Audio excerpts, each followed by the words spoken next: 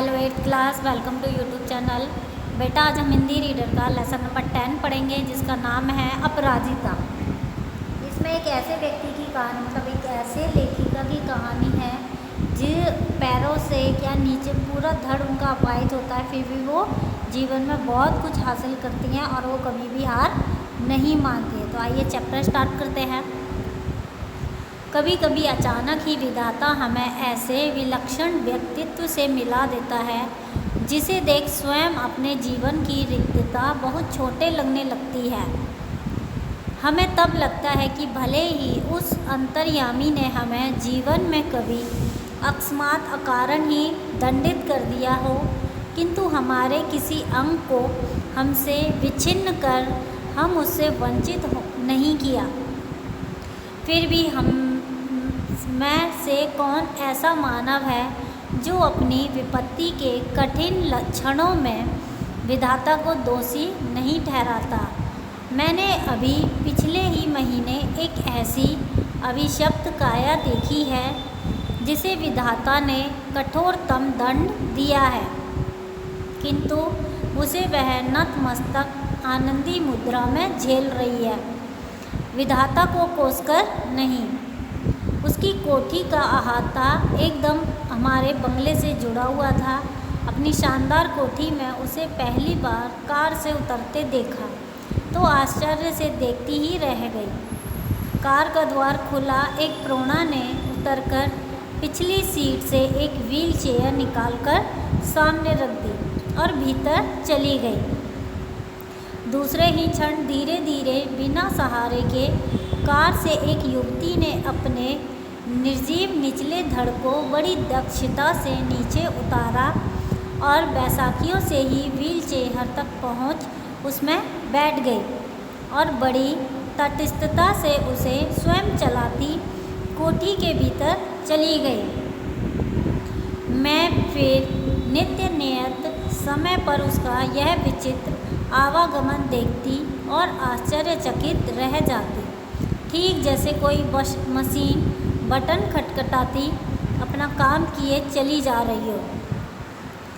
धीरे धीरे उससे परिचय हुआ, कहानी सुनी तो दंग रह गई। नियति के प्रत्येक कठोर आघात को अति अमानवीय धैर्य एवं साहस से झेलती वह बित्ते भर की लड़की मुझे किसी देवांगना से कम नहीं लगी। मैं चाहती हूँ कि मेरी पंक्तियों को उदास आँखों वाला गोरा, उजले वस्त्रों से सज्जित लखनऊ का मेधावी युवक भी पढ़े, जिसे मैंने कुछ माह पूर्व अपनी बहन के यहाँ देखा था। वह IAS की परीक्षा देने इलाहाबाद गया। लौटते समय किसी स्टेशन पर चाय लेने उतरा की गाड़ी चल पड़ी। चलती गाड़ी में हाथ के कुल्हड़ सहित चढ़ने के प्रयास में गिरा और पहिए के नीचे हाथ पड़ गया। प्राण तो बच गए पर दायां हाथ चला गया। उसी विच्छिन्न भुजा के साथ साथ धीरे धीरे वह मानसिक संतुलन भी खो बैठा। पहले दुख भुलाने के लिए नशे की गोलियां खाने लगा और अब नूर मंजिल की शरण में है। केवल एक हाथ खोकर ही उसने अपने हथियार डाल दिए। इधर चंद्रा, जिसका निचला धड़ है निष्प्राण, मांसपिंड मात्र सदा उत्फुल्ल है, चेहरे पर विषाद की एक रेखा भी नहीं। बुद्धिदीप्त आँखों में अदम उत्साह, प्रतिपल प्रतिक्षण भरपूर उत्कट जिजीविषा और फिर कैसी कैसी महत्वाकांक्षाएँ। मैडम, आप लखनऊ जाते ही क्या मुझे ड्रग रिसर्च इंस्टीट्यूट से पूछकर यह बताएंगी कि वहाँ आने पर मेरे विषय माइक्रोबायोलॉजी से संबंधित कुछ सामग्रियाँ मिल सकेंगी? मैडम, आप कह रही थी कि आपके दामाद हवाई के ईस्ट वेस्ट सेंटर में हैं। क्या उन्हें मेरा बायोडाटा भेजकर पूछ सकेंगी कि मुझे कोई भी फेलोशिप मिल सकती है? यहाँ कभी सामान्य सी हड्डी टूटने पर या पैर में मोच आने पर ही प्राण ऐसे कंठगत हो जाते हैं जैसे विपत्ति का आकाश ही टूट पड़ा हो। और उधर लड़की का पूरा निचला धड़ शून्य है, फिर भी बोटी बोटी फड़क रही। आजकल IT IIT मद्रास में काम कर रही है। जन्म के 18वें माह में ही जिसकी गर्दन के नीचे का पूरा शरीर पोलियो ने निर्जीव कर दिया हो, उसने किस अद्भुत साहस से नियति को अंगूठा दिखा अपनी थीसिस पर डायरेक्टेड कर ली। मैडम, मैं चाहती हूँ कि मुझे कोई सामान्य सा सहारा भी ना दे। आप तो देखती ही हैं, मेरी माँ को कार चलानी पड़ती है। मैंने इसी से एक ऐसी कार का नक्शा बनाकर दिया है जिससे मैं अपने पैरों के निर्जीव अस्तित्व को भी सजीव बना सकूं। यह देखिए, मैंने अपनी प्रयोगशाला में अपना संचालन कैसे सुगम बना लिया है। मैं अपना सारा काम स्वयं निपटा लेती हूँ।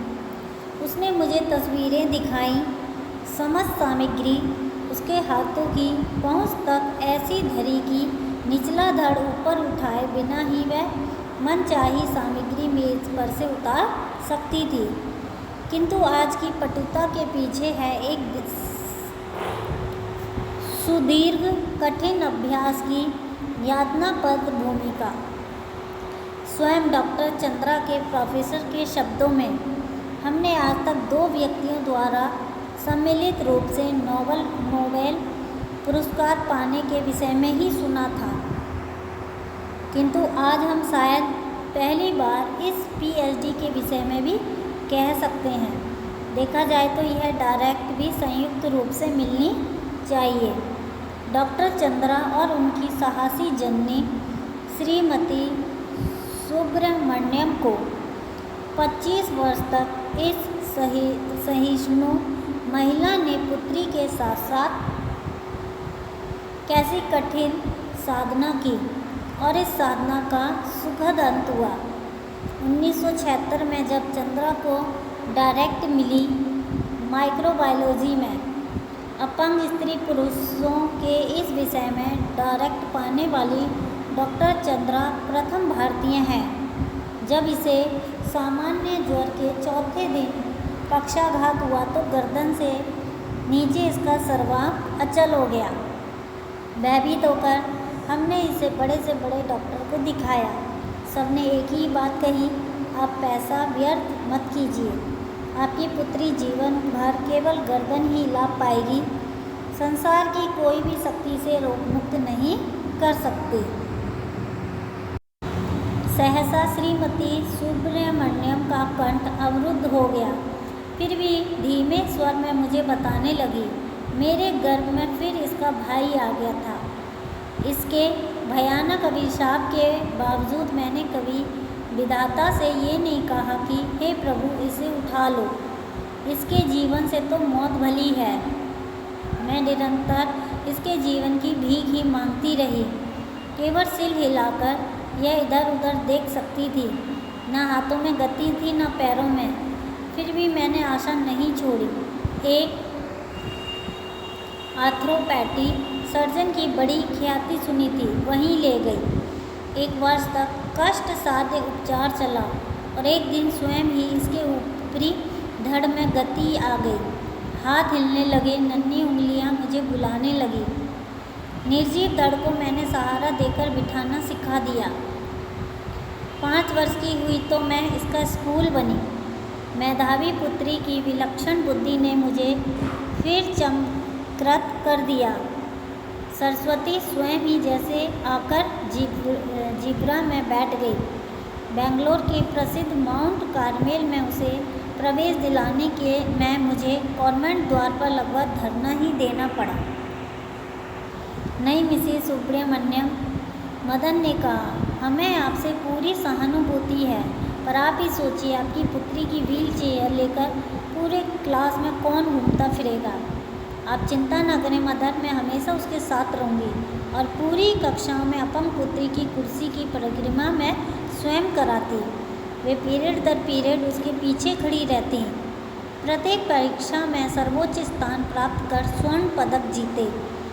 BSS किया प्राणी शास्त्र में, MSc में प्रथम स्थान किया और बेंगलोर के प्रख्यात इंस्टीट्यूट ऑफ साइंस में अपने लिए स्पेशल सीट अर्जित की। केवल अपनी निष्ठा, धैर्य एवं साहस से 5 वर्ष तक प्रोफेसर सेठना ने के निर्देशन में शोध किया। इसी बीच माता पिता ने पेंसिल्वानिया से व्हीलचेयर मंगवा दी, जिसे डॉक्टर चंद्रा स्वयं चलाती हुई पूरी प्रयोगशाला में बड़ी सुगमता से घूम सकती थी। लेदर जैकेट के कठिन जिराह पत्थर में कसी उस हंसमुख लड़की को देख मुझे युद्ध क्षेत्र में डटे राणा साहब की ही याद आती थी। छत बिछत शरीर में असंख्य घाव, आभा मंडित भव्य मुद्रा। मैडम, आप तो लिखती हैं, मेरी ये कविताएं देखिए, कुछ दम है क्या इनमें? मैंने जब ये कविताएं देखी तो आंखें भर आईं। जो उदासी उसके चेहरे पर कभी नहीं आने पाई, वह अनजाने में उसकी कविता में छलक आई थी। फिर भी उसने अपनी कढ़ाई बुनाई सुंदर नमूने दिखाए। लड़की के दोनों हाथ जैसे पैरों का भी काम करते हो, निरंतर मशीनी खटखट में चलते रहते हैं। जर्मन भाषा में माता पुत्री दोनों ने मैक्स मूलर भवन में विशेष योग्यता सहित परीक्षा उत्तीर्ण की। गर्ल गाइड में राष्ट्रपति का स्वर्ण कार्ड पाने वाली वह प्रथम अपंग बालिका थी।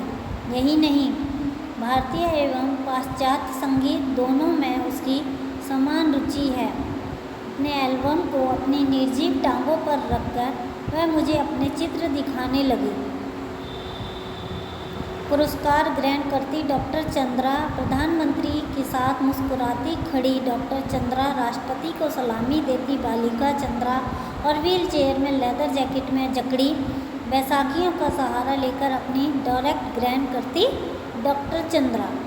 मेरी बड़ी इच्छा थी कि मैं डॉक्टर बनूं। मैं अपंग डॉक्टर मैरी वेग्रीज के सफल जीवन की कहानी पढ़ चुकी थी। परीक्षा में सर्वोच्च स्थान प्राप्त करने पर भी मुझे मेडिकल में प्रवेश नहीं मिला। कहा गया कि मेरा निचला धड़ निर्जीव है, मैं एक सफल शल्य चिकित्सक नहीं बन पाऊंगी। किंतु डॉक्टर चंद्रा के प्रोफेसर के शब्दों में मुझे कहने में रंच मात्र भी हिचकिचाहट नहीं होती थी कि डॉक्टर चंद्रा ने विज्ञान की प्रगति में महान योगदान दिया है। चिकित्सा ने जो खोया है वह विज्ञान ने पाया है। चंद्रा के एल्बम में अंतिम पृष्ठ पर उसकी जननी का बड़ा सा चित्र, यानी माँ का बहुत बड़ा चित्र था, जिसमें वे जेसी बेंगलोर द्वारा प्रदत्त एक विशिष्ट पुरस्कार ग्रहण कर रही है, वीर जननी का पुरस्कार। बहुत बड़ी बड़ी उदास आँखें, जिनमें माँ की व्यथा भी है और पुत्री की भी। अपने सारे सुख त्याग कर नित्य छाया बनी पुत्री की पहिया लगी कुर्सी के पीछे चक्र सी घूमती माँ। नाक के दोनों ओर हीरे को की दो जगमगाती लौ, अंधरों पर विजय का उल्लास, जूड़े में पुष्पवेणी। मेरे कानों में उस अद्भुत साहसी जननी शारदा सुब्रमण्यम के शब्द अभी भी गूंज रहे हैं। ईश्वर सब द्वार एक साथ बंद नहीं करता, यदि एक बंद करता है तो दूसरा खोल भी देता है। तो इसी के साथ ये चैप्टर खत्म होता है। Thank you.